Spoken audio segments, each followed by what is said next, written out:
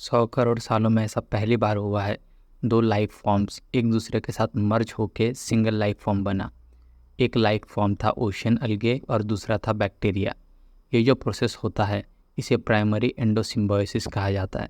ये इतना रेयर है कि पूरे अर्थ की नोन हिस्ट्री में ऐसा सिर्फ 2 बार हुआ है, जिस वजह से उस लाइफ फॉर्म का एवोल्यूशन हुआ है। पहली बार जब ऐसा हुआ था तो माइटोकॉन्ड्रिया बना था। अभी आप सबने स्कूल में पढ़ा ही है कि mitochondria is the power house of cells. Mitochondria का हमारे शरीर में बहुत ही इंपॉर्टेंट रोल होता है एनर्जी को प्रोड्यूस करने का। और जब दूसरी बार ऐसा हुआ था तब क्लोरोप्लास्ट क्रिएट हुआ।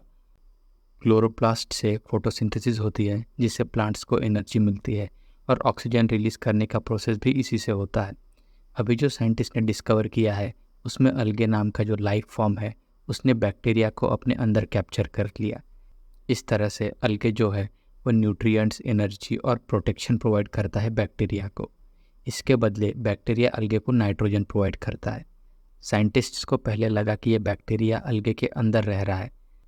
बैक्टीरिया अलगे को एक घर जैसे यूज़ कर रहा है और बदले में उसे यूज़ करने के लिए नाइट्रोजन दे रहा है। लेकिन साइंटिस्ट्स गलत थे। बैक्टीरिया और अलगे एक दूसरे से जुड़ चुके थे। इस प्रोसेस में ये दोनों एक दूसरे के साथ इस तरह से कनेक्ट हो जाते हैं कि अलगे जो है वो बैक्टीरिया को अपना एक पार्ट या फिर हम कह सकते हैं एक इंटरनल ऑर्गन समझने लगता है। इसके लिए एक टर्म भी है, ऑर्गेनेल।